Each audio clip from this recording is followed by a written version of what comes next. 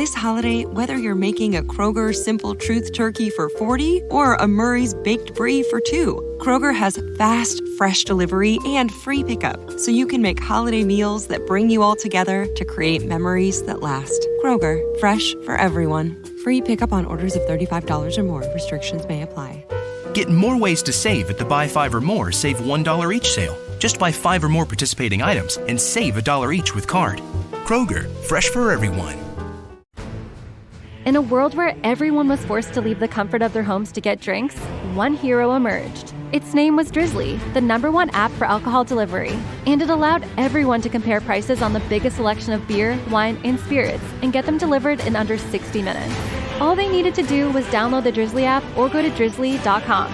That's DRIZLY.com to take destiny in their hands. Dun dun dun.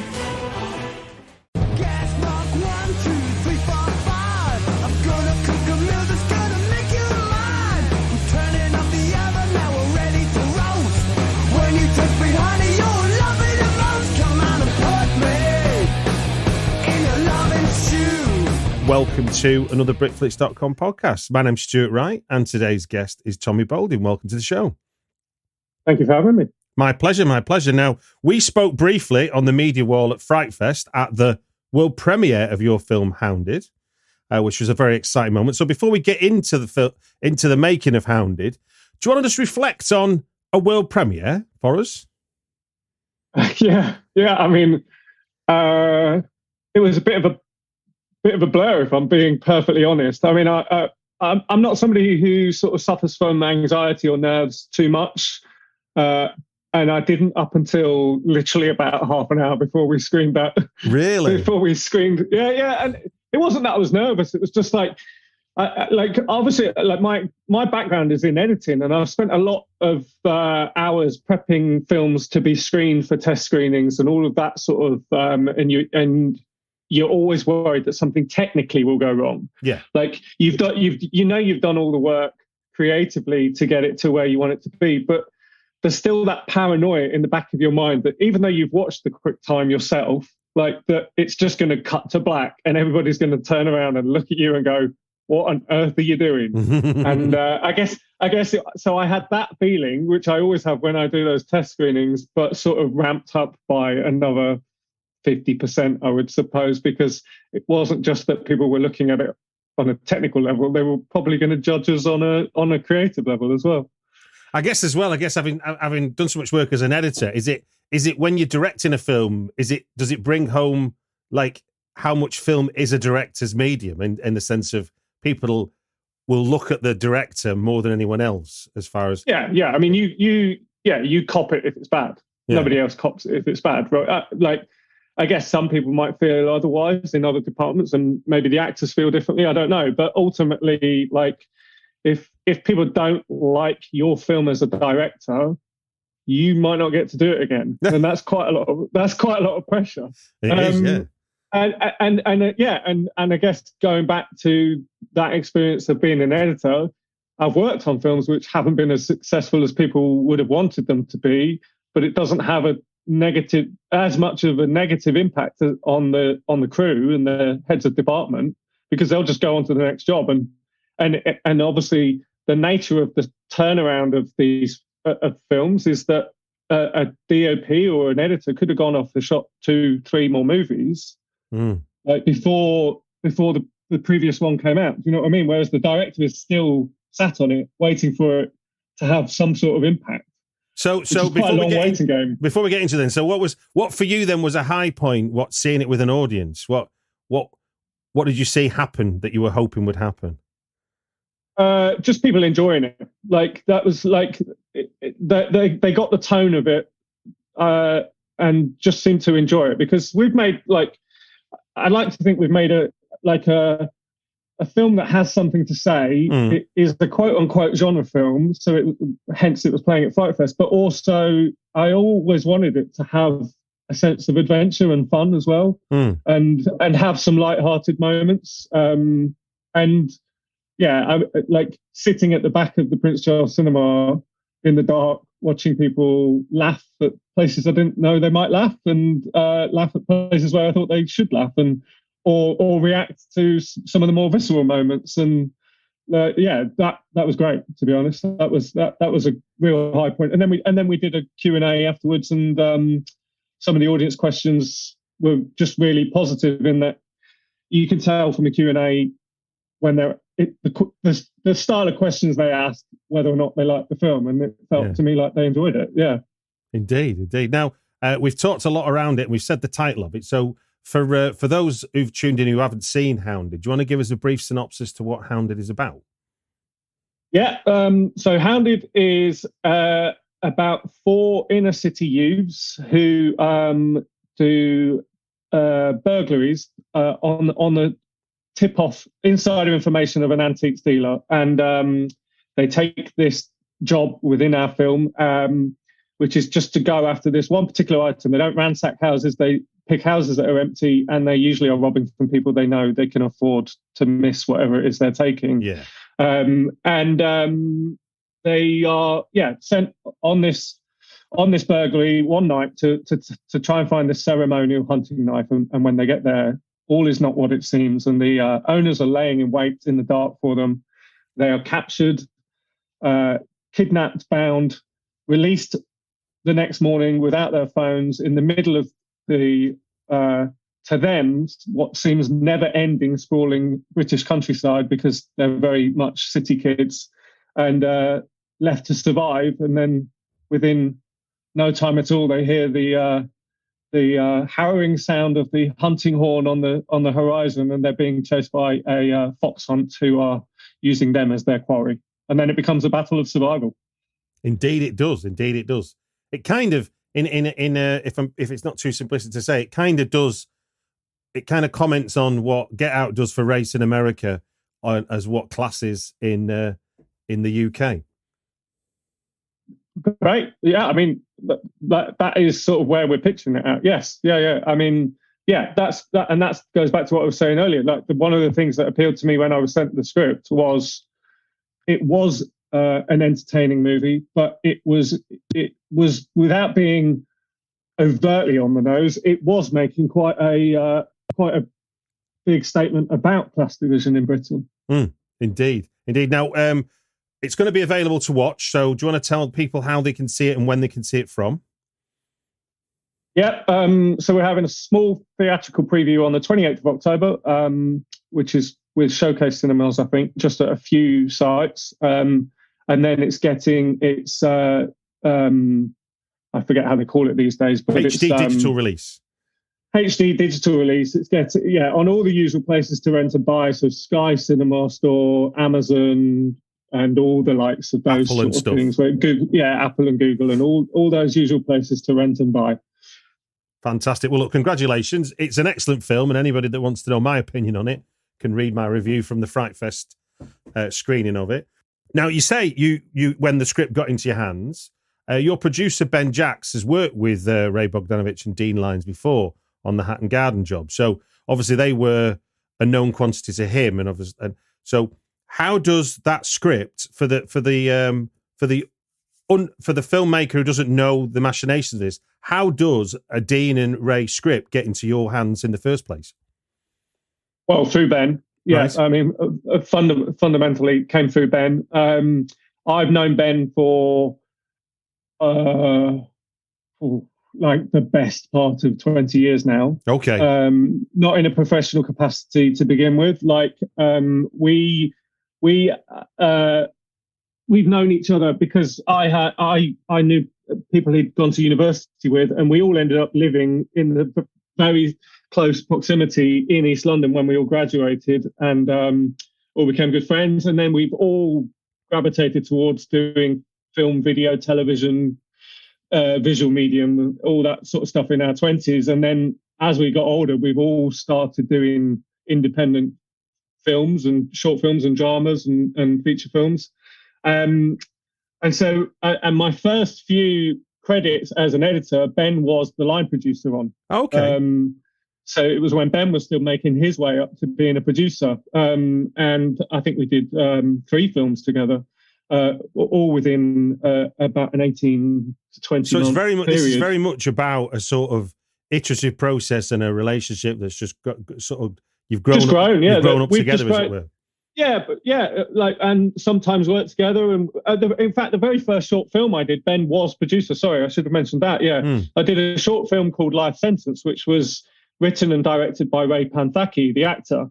And it was about knife crime within London, and it was about these two youths who get embroiled in a fight, and a knife gets used, and it's about the devastating consequences. And that did really well at East End Film Festival the year that was. I think that was back in 2012. I think. Okay. And Ben had produced that, and that was one of the things Ben was producing, like on a smaller scale, while he was line producing some larger budget independent stuff. And we did about 3 features, which he was line producer on, and I was getting my first edit credits as feature film editor. And then we go off and do different films, like independently from each other, and work with different people, but always remained good friends socially. Like, we've got a good group of friends, and probably see each other every couple of months for a drink or a film screening or something like that. And just keeping in touch with people that way, obviously. No. So in that sense, then, when the script gets into your hands, when you're reading that for the first time, obviously Ben's saying, here's a potential script for you to direct, and I'm sure you read it amongst other scripts as well. What was it? Do you remember a point when you were reading the script where you were like, this is the one for me? I don't remember if there was a specific point. No, to be very honest. I just think it was one of those ones where the whole thing was. Funny enough, I just checked before we did this meeting just to see what when it first landed on my desk, and it was May 2019. Okay. Ben sent it to me, and that was probably 2 days after we'd been in town watching a football match, having a beer, and he said, "I've got this script from Ray and Dean, and I think you'd really like it, and it's for a first-time director because of the scale it will be made at." And I read it, and my response was, "This is great. This is already in a really strong place. I've really enjoyed it." Like, I don't remember it being a specific moment. I just remember thinking the obvious things that, and I don't think it's too much of a stretch to say it sort of reminded me of something like Eden Lake, which I'd really enjoyed, and I just thought, if I get to do something like that, which is like, for a first-time film, I just was really excited by the prospect of it, to be very honest. And then once you're on board, what are the challenges then for you as a director in the film you want to make and the script you've got, and how you bring Dean and Ray with you, and they come with you, as it were? Was there work to do in that sense? Well, first thing was to convince. So Signature were financing it. Signature Entertainment, who Ray and Dean and Ben had all done Hatton Garden jobs. So they already had a good relationship there, and so that bit was easy for Ben. But I was the unknown quantity, obviously, because it's okay. It's obviously okay having like a dozen or 15 edit credits, whatever I had at the time. But I'd never worked with Signature. They didn't know me. So the first thing actually was to convince them that I was the right person to direct this movie. So the very first thing I did was actually create one of these sizzle reels, the rip reels. So I don't know if you're familiar with them. I am very familiar with them. Yeah. Basically taking all of the clips from other movies, compiling them into something that felt like a representation more of the tone and the feeling of what I thought Hounded should be. So we had lots of clips. I had clips from like The Hunger Games or How I Live Now, and things where people were surviving wilderness or pursuit and all those sort of things, but also just things that felt visceral and tonally correct. And I think little clips from maybe even Rambo and Predators and stuff, Predator movies and all those sort of things. Yeah. And just cutting it to a piece of existing score that was already out there. I think I used a piece from American Animals, the movie, which is really bassy and quite primal. And I cut that together. Ben said, "Look, I don't know if you need to do this, but if you want to do it and you use your editing ability, then it's not going to harm your chances." So I cut that over a couple of week period, and we presented it to Liz and Katie at Signature, and they were like, "This is exactly what we had in mind for the film." So I think we're all on the same page. Fantastic. So then that was me sort of agreed to be the director on it, and then it became a case of just obviously, like, the script was in a good place, but that I still wanted to impart some of my thoughts on it. And I think Liz and Katie hadn't really, and Ben himself hadn't done much work on development of the script at that stage. So it evolved, it changed a bit. Not massively. We had a few issues with the way a couple of the characters just behaved, and just their general demeanour which we ironed out. But the plot was already there. The plot was in the shape pretty much as you see it now. So we spent a bit of time developing it, and then by this point we're getting to late 2019, sorry, and then obviously the pandemic, COVID happened. Yeah, so we'd always geared up. I think, but Ben sent it to me in May 2019. The intention was, we'll do a bit of work on the script and we'll shoot it in 2021. Yeah.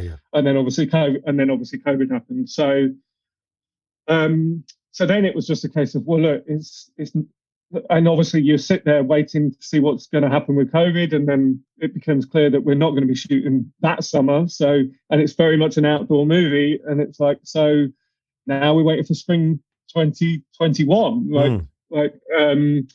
But that meant that actually we knew we had 10 months to basically get that script. Basically, we looked at the script again with a fresh set of eyes, and we had a few people read it as well and offer notes that were no involvement in the project. And although it didn't change drastically, what it did do was a couple of people said all of the deaths I'll try and do it without spoilers, but obviously people die in our movie. All of the deaths are pretty telegraphed. We could pretty much guess them from the outset. So we were like, well, let's think about that, and let's all go away and think about what we need to do to make that a bit more unusual. And and we did. So we did change the order of the deaths that some key characters happen, and the result of it actually meant that it really heightened this. So when the kids, I call them kids, obviously they're not kids, but when they're out trying to survive in this wilderness, being chased by hounds and people on horseback, this obviously, and they're in the middle of the countryside, the fish out of water element just became even more heightened because of the way we do things now. I won't go into too much because it will spoil it, but it had a sense that they were even further out of their depth. Yeah. So you've got a core quartet of young people that make up the ones being chased across the country. What was the process of getting them on? Because they obviously they're the core of the movie. That's who we care about. So what was important for you, and how did you go about finding them? The important thing for me was that I didn't think I could be one. I couldn't tell a story, which, we're talking about kids who grow up in South London. We mentioned Peckham, but we don't specifically say they're from Peckham. But what I didn't want to do was tell a story about angry youths in London. I just didn't think that I was the person to tell that sort of story. Obviously I'm referring to something like the Top Boys and those sort of kids in those sort of films. And I never wanted to, there was no suggestion that they were anything other than petty criminals who just do a bit of burglary. They never mean anybody any harm. There's no drug dealing or anything like that involved. So yeah, they aren't a gang of home invaders, are they, like Cherry Lane or something like that? No. It was just they ultimately I wanted to have and this is a testament to Ray and Dean's script. It's these kids were written with heart, and it was they were good guys. Yes, questionable behaviour in terms of breaking into manor houses and stately homes, but ultimately there was a moral reason, which is that they are Leon, who is the bigger brother to Chaz in the film, is trying to fund the opportunity for his brother to go off to university, which he's not going to be able to afford to do without what they consider this is their only means. So I was very adamant from day one that whoever we cast in this, they need to feel like really nice, intelligent, good-hearted, good-spirited kids, basically, and one of the things we really worked on when we were working on the characters in the script was Vix was quite an angry character, and we really pushed away from that because we just thought it was a bit too tropey, if I'm honest. It felt like we'd been there, seen it, done it, and it also, she was so angry at one point. I actually said, if she's that angry at these guys, why is she hanging out with them all the time? Yeah. But yeah, so it was about finding people that we just that were joyful to be around as much as anything. To be quite honest, because like you say, we spend these four guys. We spend the majority of the movie following and being with and supporting and rooting for, and it was like we wanted you to really care about them, and I think doing that was through making them seem like quite humorous and banterish and but loyal to each other, and there's clearly like a lot of love there between them and all of that. So then in terms of casting, like I must say we got a little bit, well, not a little, very lucky that in terms of Vix and Chaz, Ben had worked with Hannah, who plays Vix, before, and I'd worked with Malachi as an editor. I was an editor on a film that Malachi had been in, and we both, when we were talking about the casting, Ben and I both brought those up as options, and we got tapes in for other people. But Ben obviously was vouching for Hannah, said, look, she's great. And I was vouching for Malachi and said, look, I think he's perfect for Chaz. He's our lead role. And they both wanted to do a tape for it, and they did tapes, and they just knocked it out of the park. So those two being really the crucial roles in the movie were actually probably the easiest casting. When I spoke to Hannah at the media wall, she was saying how much for her it was a role that was for a real working class female character who wasn't defined by who she might or might not fall in love with. It was a real, for her, the character was about her, not determined by anybody else. Yes, yeah, absolutely. Yes, yeah. And I think that's, Hannah really responded to it. And that was one of the things my very first chat with Hannah was Hannah had pulled over on the side of an A road to take a Zoom call. And I was a bit worried for her safety because cars were just flying by. She said, she did really respond to the fact that there was no sex interest, there was no love interest or anything like that. It was just about her being very, like, with all of them. But I think why she really responded to it was about just being very there in the moment. It wasn't, like you said, it wasn't too much about the connections that might or might not interest her and all of those sort of things. And also she was very adamant to me that she was it was not trying to pretend to be anything that she wasn't, which is, I think she says, I think a lot of the times that the actors get asked to be something they're not, and this just felt very much like who she was. Like, yeah. I mean, I think testament to that casting then is that when you watch the film, it feels like a very natural gang of people. You know, you felt like they knew each other. There was a real chemistry between them. Now, at the opposite end of the scale, you've got the Redwick family, who are almost like cartoon archetypes in some senses. To almost to make the point as much as anything else. But you've got James Lance, you've got Samantha Bond playing, really turning it up to 11. So when you were casting those in those roles, what was your conversations like with them about how far they go? I mean, because I remember talking. I mean, Nick Moran plays the sort of gamekeeper kind of helping hand, the master of the hounds. Master of the hounds. And he was talking. He said to me about how it was like. He said he imagined, Michael Elflick in a 1970s Hammer House, horror or something for his role. But I mean, James Lance's character is borderline ridiculous at times, but it's fantastic because it doesn't feel too, in terms of my perceptions of the kind of posh red-coated hunting brigade, it actually isn't that. It doesn't feel that ridiculous at the same time. Yeah, I mean, we always talked about it being, certainly heightened. Obviously, we were talking about it being heightened. And absurd is a word that came up quite a lot. We said that the behavior can be quite absurd at times. Like with James, James just really relished that. Like James I had a phone call conversation with James, and we talked about repression as well in that class. This just in, breathing oxygen is linked to staying alive.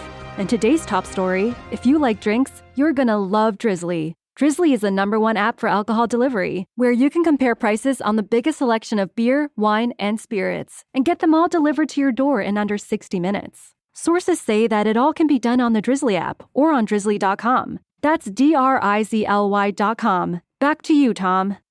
This holiday, whether you're making a Kroger Simple Truth Turkey for 40 or a Murray's Baked Brie for 2, Kroger has fast, fresh delivery and free pickup, so you can make holiday meals that bring you all together to create memories that last. Kroger, fresh for everyone. Free pickup on orders of $35 or more. Restrictions may apply. Get more ways to save at the Buy 5 or More Save $1 each sale. Just buy 5 or more participating items and save $1 each with card. Kroger, fresh for everyone. We were trying to explain how could we explain that behavior away, and we had this conversation which ultimately came up with this idea that was even within the upper echelons of class and in the elite society, it's like there was obviously a real discipline of behavior, and actually when he isn't being watched, and obviously so Samantha Bond plays Catherine, who plays his elder sister, this sort of matriarchal figure. Like, everybody has to behave as expected until they're not being watched, and then they get to let loose a little bit. And it was we had this idea that what James did, to be fair, and it was a lot about maybe that Hugo was always into the theatrics and the drama and all of that sort of stuff, but it was always sort of asked to push it back and keep it within, because that isn't expected of him. So out on this hunt, trying to impress his son Miles, who's with him, like just going a little bit further than might be deemed sane, was something that James wanted to play with. And I always wanted to have a contrast in styles between the two gangs, because I think that's like our kids are in this very harrowing, gritty, grounded, visceral space, and the Reddicks are like just frolicking about, and they're playing a game, literally, aren't they? They're having a game, and everything's a bit of a joy to them, and a bit of a And I just thought there was something to be had there, and it was never a case of like. I think I can't remember who I said it to. I think it might have been Nick even. Like, I was like, we're not Alan Rickman in Robin Hood, Prince of Thieves, but we've got a foot on that scale. You know what I mean? It's like, yeah. I mean, Nick, bless him. I did have to dial Nick back a bit at times, and I'm sure he won't mind me saying that, because a couple of times I was like, oh, if we're not careful, we are going a bit too sketchy here. But again, you get to play with that in the edit as well. Like, you get to choose how much and push and pull. Exactly, yeah. And I think what's brilliant about the sort of two gangs of four, as it were, is that you show us exactly what entitlement looks like, and you show exactly what feeling not entitled to anything looks like at the same time. So these groups of people are both British, but actually they couldn't be more different in terms of their outlook on life. And I think that's a real strength of the film. Now, and entitlement was a buzzword as well, obviously, and it was entitlement is a sense of entitlement permeates through all layers of society, as you've just touched upon, and just because you're a kid growing up on a council estate in South London doesn't mean you don't have a sense of entitlement. It just means it's very different. Yeah, well, you know also you don't know you don't know lack of entitlement. Yeah, yes. Yeah. So you went out into the British countryside and shot a lot of this movie. Do you want as a director out in the wilds? I had two questions really, and it was I think it was a very similar challenge for Eden Lake as well. Is like, how did you go about making sure that the British countryside seemed vast, for starters? Let's start with that question, because ultimately I'm someone I've done lots of walking around the British countryside. You're not you're not a few miles from any sort of conurbation, but for the purposes of your film, our gang are lost. They can't find their way out of a paper bag. I mean, it may as well as be a desert. Yeah. So what were some of the tricks that you were playing with there, with cinematic tricks to ensure that we felt like they were in this vast wilderness? Well, I mean, one of the very first things that struck me when I started to really think about this film on a visual level and how we do that, and I'm somebody who goes out for country walks, and I do quite a lot of cross-country running as well. And it is actually, I know what you're saying about you're never really 10 miles from anywhere, but if you don't know where that anywhere is and you're without a phone, it can actually be quite, like, I've got myself lost on runs before, like even with a phone. like now, so if you throw 4 kids who aren't used to that out there without their phones, you can. There are times, and when we were location scouting, there were times when we just would spin on 360 and like point our iPhone cameras in all 360 degrees, and we couldn't see anything. We couldn't see telegraph poles. We couldn't see buildings. We couldn't see anything that resembled. Okay. Like, and so that gave us a real like confidence that we could probably do this. We shot near we shot in the Chiltern, sort of near Luton area. Okay.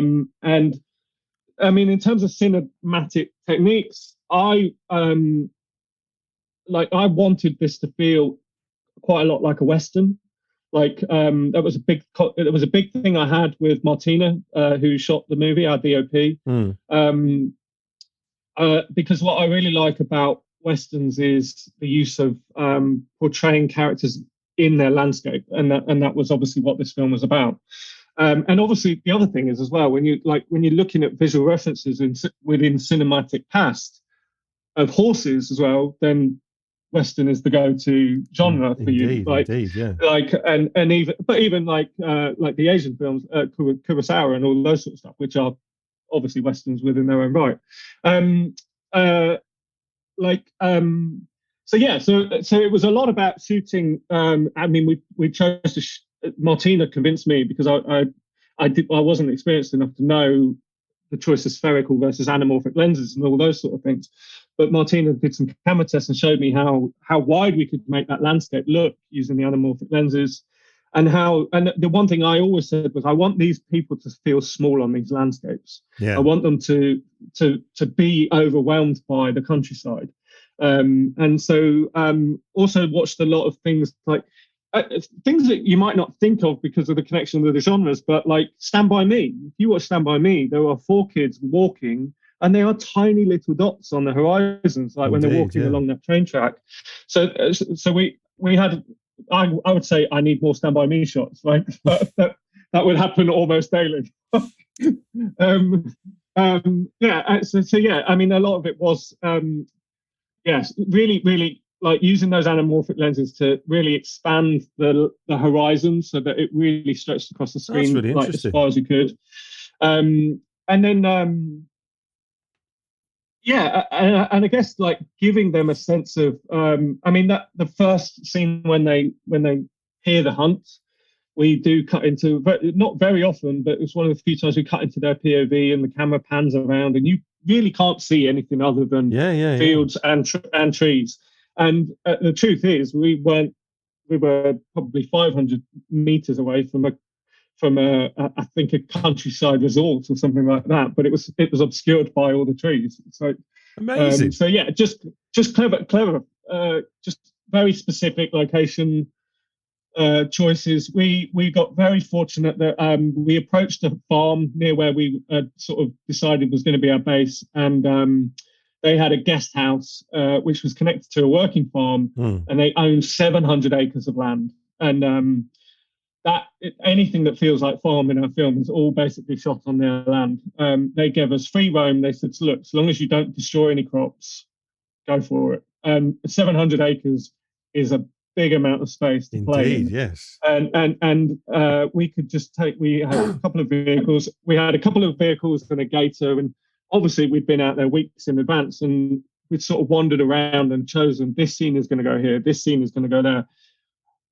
And variety of landscape. That was the other thing. It was like, how do we show green? How do we show brown? How do we have it rolling hill? How do we have it a wheat field? How do we have it a farrow field? Yeah. Like all of these different, they were almost all of this was available on this 700-acre farm, and it was, if you show enough variety, these guys feel like they've walked for hours. I know, and it's testimony to your film. It does definitely feels like that. Now, yeah, we've talked about the actors and we've talked about the landscape. As a director, do you want to talk about and the film's called Hounded. Do you want to talk about how easy or hard it is to be directing dogs? It's definitely not easy. You don't direct hounds, you throw bacon. Say that again, sorry. You don't direct hounds, you throw bacon. That was it. That was what we learned. They don't go where they're supposed to go unless there's a reason to go there. Like you do not direct hounds. It was the lowest point of the whole filming experience was lunchtime on the first day directing the hounds, and I disappeared by myself into a room and pretty much just crouched down in a corner with my head in my hands and said to myself, "What am I doing?"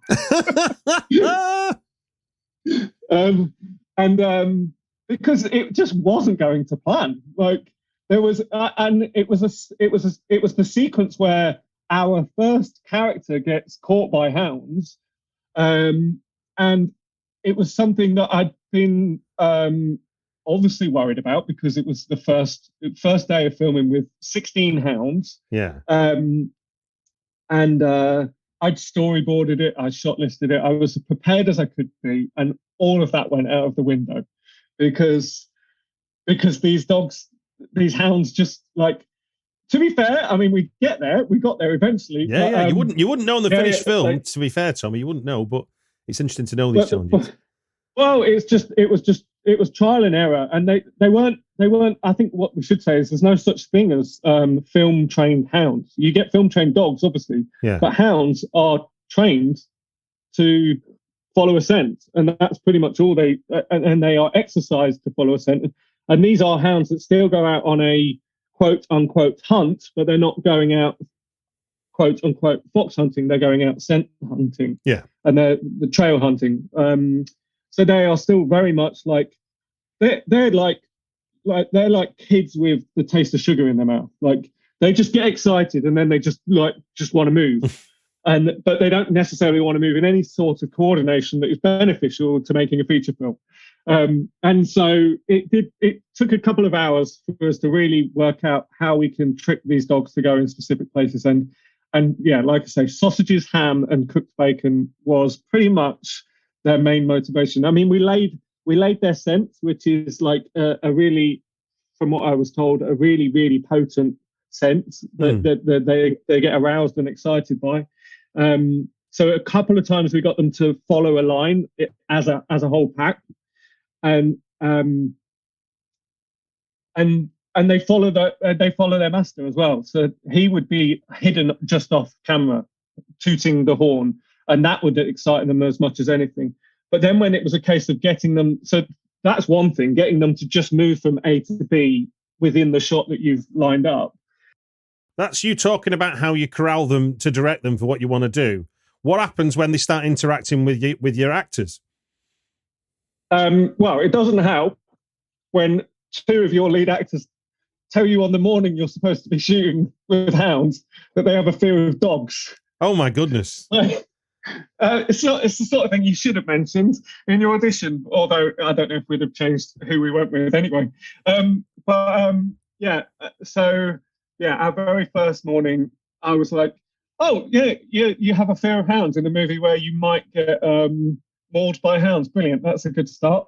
Let's get you familiarized with these hounds. So we basically had to cajole these two whimpering men into a crowd of 16 hounds who basically just wanted to jump over them and lick them. And these hounds are big, like they are, and they're only muscle.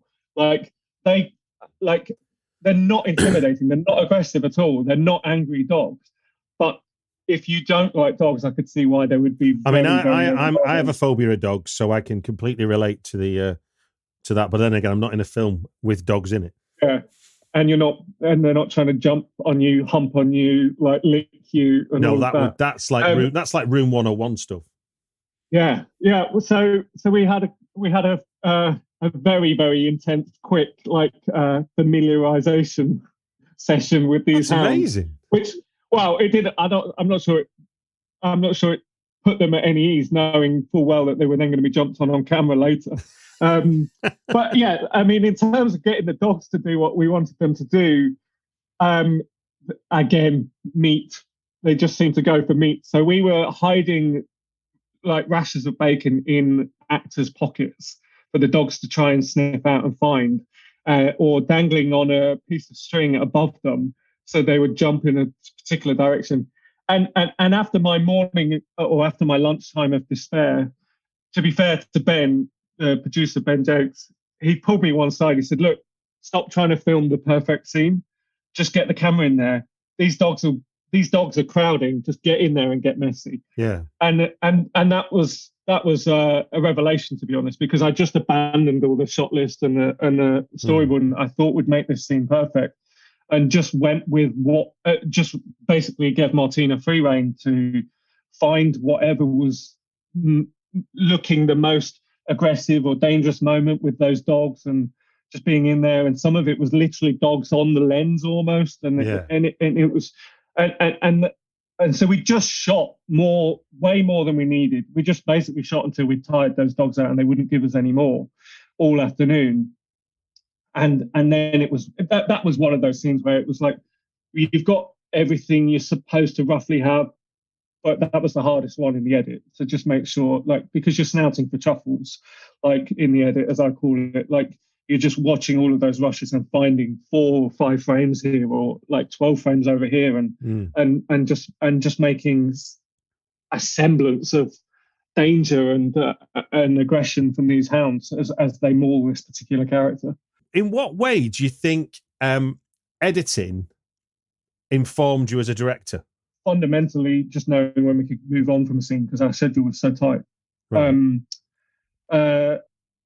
And knowing, like I said earlier, like if it was a dialogue scene, I wouldn't get into storyboarding it so much. But if it was a quote unquote action sequence, then I tried to storyboard them as much as I could, because I could edit that. I can almost edit that before we shot it, if you get what I mean. Like, yeah, no, of course. So I know exactly which shots I wanted, and if we had time to get extras, and obviously I'm not bound by the storyboards, but it's just a question of being prepped and knowing and just trying to be as quick as I can on the day.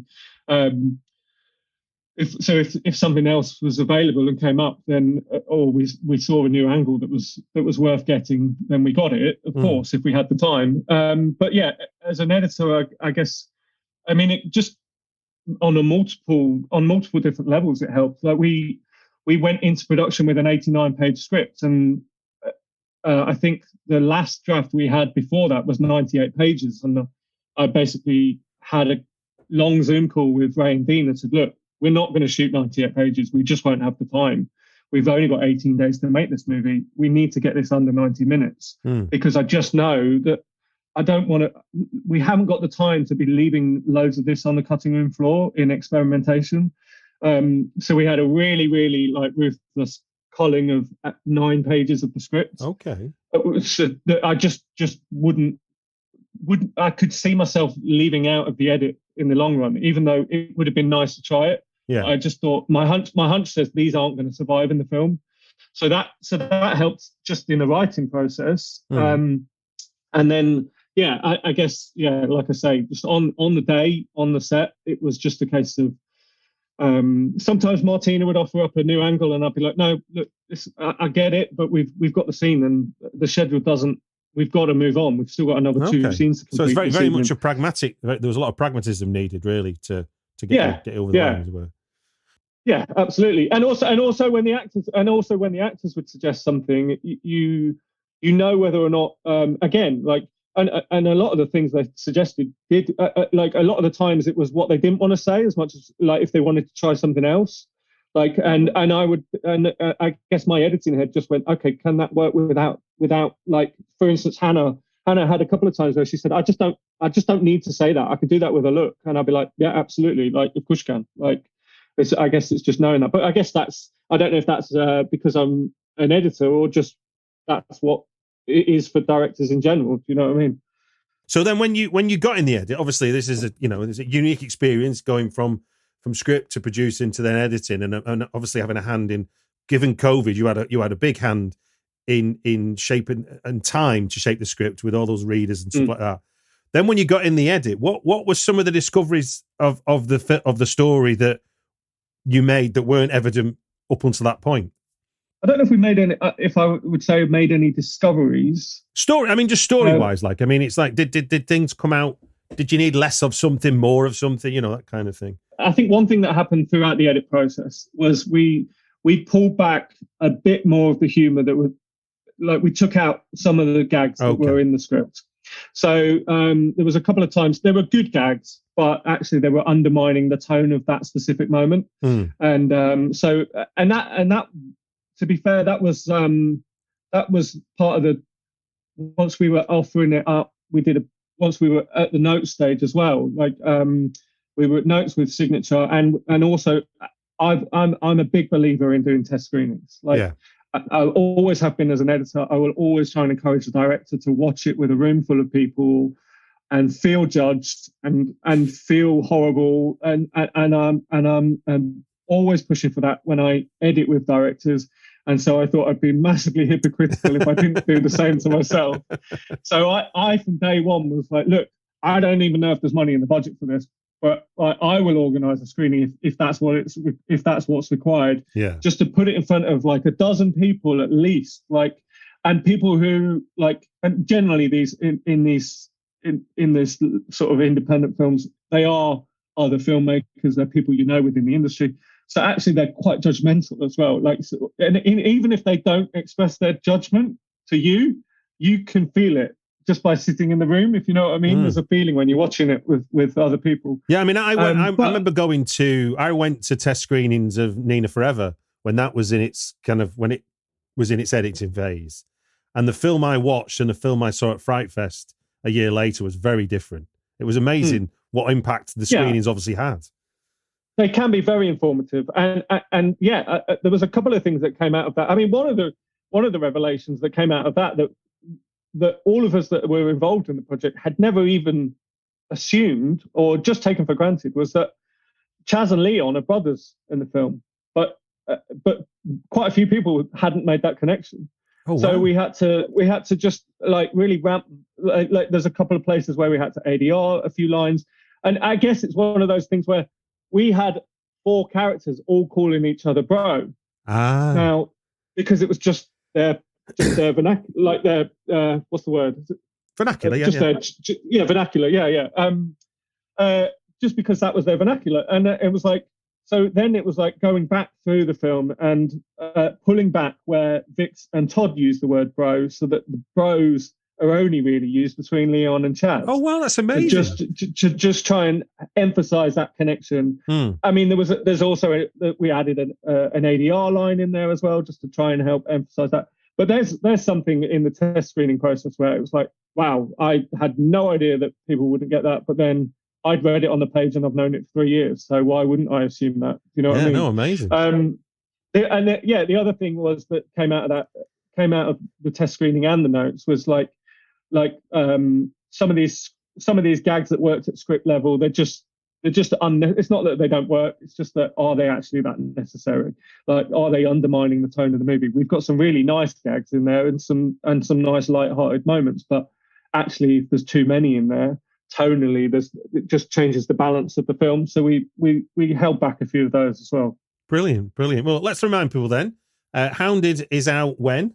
Previewing in a couple of cinemas on the 28th of October and then available digitally on the 31st of October. Brilliant. Well, it just gives me to say thank you very much for joining us on the Britflicks podcast. Thank you very much for having me. It's been great fun.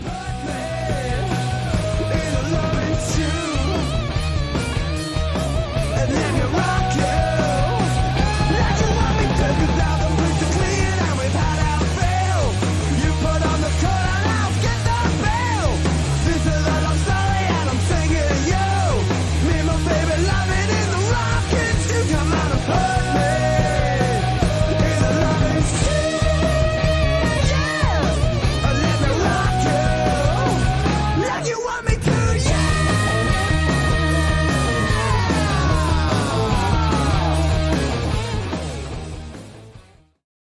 This holiday, whether you're making a Kroger Simple Truth Turkey for 40 or a Murray's Baked Brie for 2, Kroger has fast, fresh delivery and free pickup, so you can make holiday meals that bring you all together to create memories that last. Kroger, fresh for everyone. Free pickup on orders of $35 or more. Restrictions may apply. Get more ways to save at the Buy 5 or More Save $1 each sale. Just buy 5 or more participating items and save $1 each with card. Kroger, fresh for everyone. Ya llegaron los ahorros y estilos de otoño a JCPenney, con hasta 50% de descuento en nuestra venta del hogar más grande de la temporada y ahorra 35% extra con tu cupón. Además, ahorra 40% en ropa de invierno para toda la familia y 20% en juguetes y disfraces Disney. Compre con estilo, JCPenney. Ofertas y cupón válido hasta el 31 de octubre en selección de estilos. Apliquen exclusiones. La temporada se refiere al periodo del 31 de julio al 31 de octubre. Disney se excluye de los cupones. Detalles en la tienda jcp.com.